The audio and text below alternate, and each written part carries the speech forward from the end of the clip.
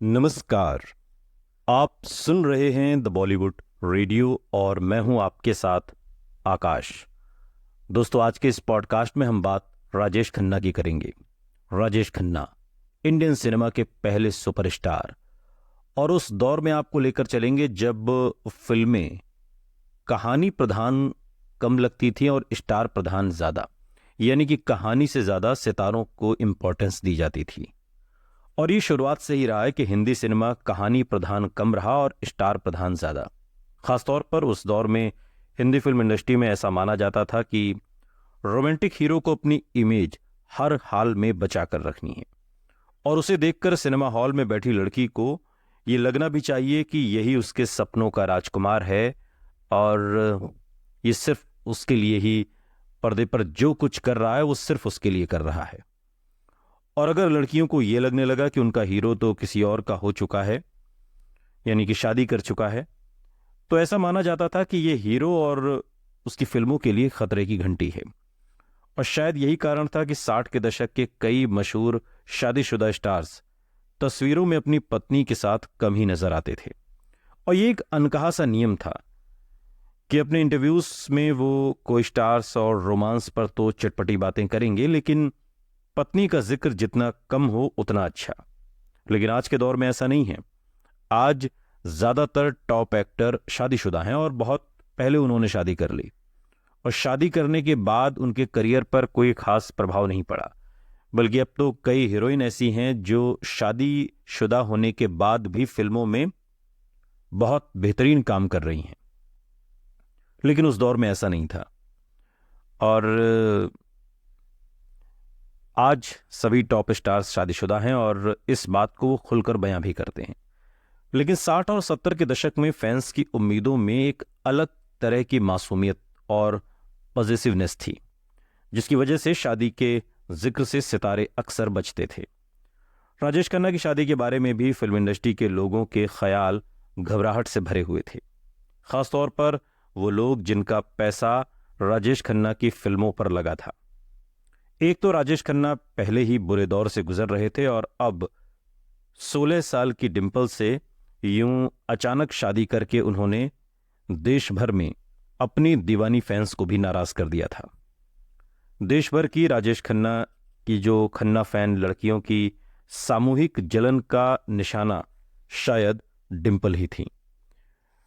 मशहूर फिल्मकार ऋषिकेश मुखर्जी अक्सर एक हंसते हुए किस्सा सुनाते थे, और किस्सा यूं है कि राजेश खन्ना की एक दीवानी फैन जो राजेश खन्ना की शादी से इतनी ज्यादा खफा हुई कि गुस्से में वो एक कुत्ता खरीद लाई, और उस कुत्ते का नाम उसने डिंपल रख दिया। फिर नाम ले लेकर हर रोज वो इस कुत्ते की पिटाई करती थी। मोहल्ले वालों के लिए जब कुत्ते का चीखना बर्दाश्त से बाहर हो गया तो उन्होंने पुलिस में शिकायत कर दी, और आखिरकार बड़ी मुश्किल से उस कुत्ते को किसी तरीके से इस लड़की के चंगुल से छुड़ाया गया। ये तो राजेश खन्ना को लेकर दीवानगी का आलम था। और ऐसी खबरों के चलते इंडस्ट्री में कई लोगों का मानना था कि राजेश खन्ना के इस कदम ने उनकी रोमांटिक इमेज में दरार डाल दी है। डिस्ट्रीब्यूटर्स को ये डर था कि इसका खामियाजा कहीं उनकी जल्दी रिलीज होने वाली फिल्म दाग पर भारी न पड़ जाए, दाग को भुगतना ना पड़ जाए। दाग जो यश राज बैनर की पहली फिल्म थी, यश चोपड़ा के बैनर की पहली फिल्म थी। अब दाग तो यश राज बैनर तले बनने वाली पहली फिल्म थी, और ये बैनर आज देश की सबसे प्रतिष्ठित बड़ी फिल्म प्रोडक्शन कंपनी बन चुका है और अंतर्राष्ट्रीय स्तर पर भी अपने पंख फैला रहा है। इस बैनर की नींव यश चोपड़ा ने रखी थी, और पहले अपने बड़े भाई बी.आर. चोपड़ा के साथ वो काम करते थे। 1969 में वो बी.आर. फिल्म्स की इत्तेफाक में राजेश खन्ना को निर्देशित कर चुके थे। जब बी.आर. चोपड़ा से अलग होकर यश चोपड़ा अपनी कंपनी शुरू करना चाहते थे, शुरुआत में पैसों की कमी के चलते उन्हें काफी दिक्कतों का भी सामना करना पड़ा। यश चोपड़ा ने राजेश खन्ना से अपनी फिल्मों में काम करने की बात की। निर्देशक रमेश तलवार, जो फिल्म दाग में यश चोपड़ा के चीफ असिस्टेंट डायरेक्टर थे, वो बात के दिनों में एक इंटरव्यू में बताते हैं कि न सिर्फ राजेश खन्ना ने यश चोपड़ा की फिल्म में काम करने के लिए हामी भरी, बल्कि ये भी कहा कि वो उनकी फीस उन्हें उस समय दे सकते हैं जब उन्हें फाइनेंसर मिल जाए और पैसे आ जाएं, और जब तक फाइनेंसर ना मिले, पैसे ना आए, तब तक फीस के बारे में उन्हें सोचने की कोई जरूरत नहीं। और ये बात राजेश खन्ना ने तब कही जब वो बहुत महंगे, या यूं कहिए कि सबसे महंगे स्टार थे। उस जमाने में फिल्म पत्रिका और इंडस्ट्री में यह जिक्र खूब होता था कि यश चोपड़ा राजेश खन्ना की मदद और उदारता से इतने खुश हैं कि उन्होंने अपनी कंपनी का नाम यश और राज, यानी कि यश चोपड़ा और राजेश खन्ना को मिलाकर यश राज रखा है। हालांकि दोनों की तरफ से कभी इस तरह की कोई आधिकारिक पुष्टि इन अफवाहों को लेकर नहीं हुई कि यशराज बैनर का नाम यश चोपड़ा और राजेश खन्ना के नाम को मिलाकर रखा गया है। रमेश तलवार बाद के दिनों में एक इंटरव्यू में याद करते हुए कहते हैं कि राजेश खन्ना ने दाग के दौरान अपना पूरा सहयोग दिया। सुपरस्टार के लीड रोल में आने के बाद जल्दी ही यश चोपड़ा को फाइनेंसर भी मिल गया। फिल्म समय पर पूरी होकर रिलीज के लिए तैयार थी। दाग की कहानी अंग्रेजी फिल्म सनफ्लावर से मिलती थी, जो एक उपन्यास द मेयर ऑफ कैस्टरब्रिज पर आधारित थी।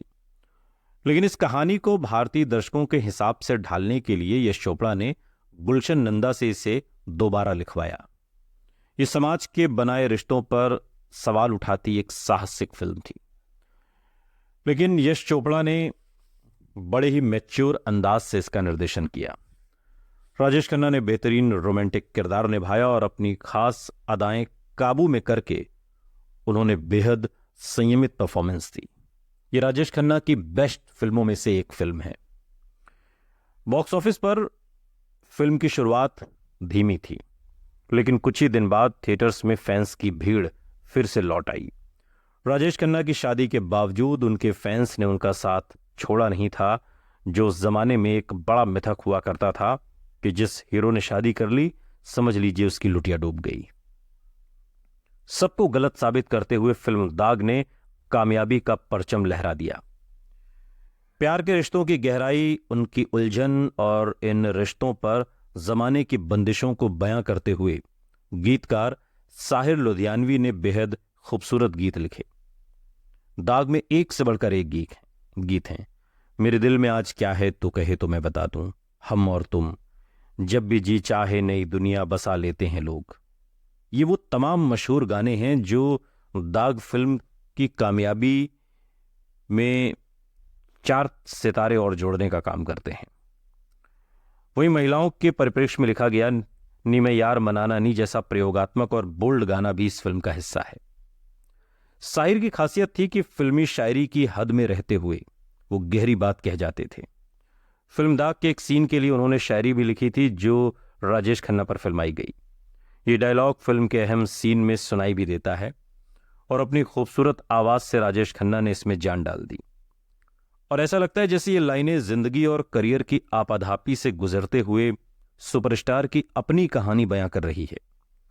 निजी जिंदगी में भी ये लफ्ज राजेश खन्ना के दिल के बेहद करीब थे, और यही वजह थी कि उस दौर से लेकर अपनी जिंदगी के आखिरी दिनों तक जब भी उन्हें किसी मंच पर बुलाया जाता था तो वो इन पंक्तियों को दोहराना नहीं भूलते थे। साहिर लुधियानवी के ये लफ्ज जैसे राजेश खन्ना की जिंदगी का सार बन गए। इज्जतें शोहरतें चाहतें उल्फतें, इज्जतें शोहरतें चाहतें उल्फतें कोई भी चीज दुनिया में रहती नहीं। आज मैं हूं जहां कल कोई और था, आज मैं हूं जहां कल कोई और था। ये भी एक दौर है, वो भी एक दौर था। डिंपल के रूप में राजेश खन्ना की जिंदगी में प्यार तो लौट आया था, साथ ही रूठी हुई किस्मत और कामयाबी भी वापस आ गई थी। खुशियां और फिल्म प्रोड्यूसर्स उनके कदमों में थे। यह आशीर्वाद में उनकी जिंदगी का सबसे बेहतरीन दौर था। 16 साल की डिंपल कोई आम टीनेजर नहीं थी, वो देश के सबसे बड़े स्टार की बीवी थी। और उस वक्त को याद करते हुए प्रशांत रॉय, जो राजेश खन्ना के बहुत करीबी रहे, उनके सहायक रहे, वो एक इंटरव्यू में बताते हैं कि काका जी उन दिनों शूटिंग में बहुत व्यस्त रहते थे। डिंपल जी का स्वभाव बचपने वाला ही था। वो हम लोगों के साथ बहुत बातें करती थीं, खेलती थीं। चुन्नी भाई की बेटी में ईगो बिल्कुल नहीं था। उन्हें देखकर ये बिल्कुल नहीं लगता था कि वो राज कपूर की फिल्म की हीरोइन हैं या फिर सुपरस्टार की पत्नी हैं। चाई जी भी डिंपल को बेहद पसंद करती थी और उन्हें लगता था कि डिंपल उनके बेटे का अच्छे से ख्याल रखेगी। चाई जी यानी कि राजेश खन्ना की मां। प्रशांत याद करते हैं उस दौर को और उस पुराने इंटरव्यू में बताते हैं कि उस समय बहुत खुशी वाला था। एक बार राजेश खन्ना ने मुझे लमरेटा स्कूटर तोहफे में दिया और जब वो शूटिंग के लिए चले गए तो डिंपल जी मुस्कुराती हुई आई और मुझसे बोली, मुझे स्कूटर चलाना सिखाओगे नहीं, और मुझे अगर नहीं सिखाओगे तो फिर मैं काका जी से शिकायत कर दूंगी। और फिर वो आशीर्वाद से निकलकर स्कूटर चलाती रही, मैं उनके पीछे बैठा रहा। उन दिनों को याद करते हुए प्रशांत रॉय की आंखें इस इंटरव्यू में नम हो जाती हैं। डिंपल को जितनी भी फिल्में उस दौर में ऑफर हुईं, उन्होंने सब ठुकरा दी। फिल्म बॉबी में उनकी शूटिंग अभी बाकी थी, जिसे वो जल्द से जल्द पूरा करना चाहती थी, और अपनी पूरी तवज्जो उन्होंने राजेश खन्ना की अच्छी बीवी बनने में लगा दी। राजेश डिंपल अक्सर फिल्मी पार्टियों में नजर आते और उस वक्त हर किसी की नजरें बस इसी नए जोड़े की तरफ घूम जाती थीं। शादी, नई हिट फिल्म और हर वक्त प्रोड्यूसर से घिरे राजेश खन्ना अपने रुतबे के मुताबिक करिश्माई सुपरस्टार नजर आते। वहीं डिंपल कई बार कुछ सहमी और खोई खोई सी भी लगती थी। और उस दौर की एक फिल्म पत्रकार बताती हैं कि वो जब मुस्कुराती तो ऐसा लगता था जैसे एक छोटी बच्ची पर अचानक नए रुतबे और नाम का वजन आ गया है, मगर धीरे धीरे उसमें आत्मविश्वास आता गया और ये साफ हो गया कि वो अपनी नई जिंदगी में फिट होने लगी है। फिल्म इंडस्ट्री की सबसे मशहूर जोड़ी से जुड़ी हर खबर अब गॉसिप पत्रिकाओं का हिस्सा बनने लगी थी। स्टारडस्ट का कॉलम, निताज नेटर, स्टार एंड स्टाइल का फ्रैंकली स्पीकिंग या फिर बाद में सुपर पत्रिका के कॉलम ग्रेप वाइन, हर किसी की कोशिश रहती थी कि राजेश खन्ना और डिंपल से जुड़ी मसालेदार किस्से छापे जाएं। और कुछ ही महीनों में इन कॉलम्स में अंजू महेंद्रू की जगह अब पूरी तरीके से डिंपल ने ले ली थी। अंजू महेंद्रू जो अब तक राजेश खन्ना की गर्लफ्रेंड थी, 7 साल तक दोनों लिव इन में रहे, लेकिन वो अंजू महेंद्रू जो कभी राजेश खन्ना के साथ इन कॉलम्स में छपा करती थी, अब वो बाहर हो चुकी थी और उनकी जगह डिंपल ने ले ली थी। इंडस्ट्री में लोग बातें करते कि मैच्योर और समझदार अंजू की जगह बच्ची डिंपल आ गई है, लेकिन स्टारडस्ट को दिए इंटरव्यू में अंजू ने एक दिलचस्प बात कही थी। लोग राजेश खन्ना को क्रेडल स्नैचर कहते हैं क्योंकि उसने एक बच्ची से शादी की है, लेकिन मुझे लगता है कि क्रेडल स्नैचर डिंपल है, क्योंकि उसे एक बच्चा यानी कि राजेश खन्ना मिला है। डिंपल राजेश खन्ना से कहीं ज्यादा मैच्योर है। ये बातें अंजू महेंद्रू ने उस दौर में स्टारडस्ट को दिए अपने इंटरव्यू में कही थी। सुनते रहिए द बॉलीवुड रेडियो, सुनता है सारा इंडिया।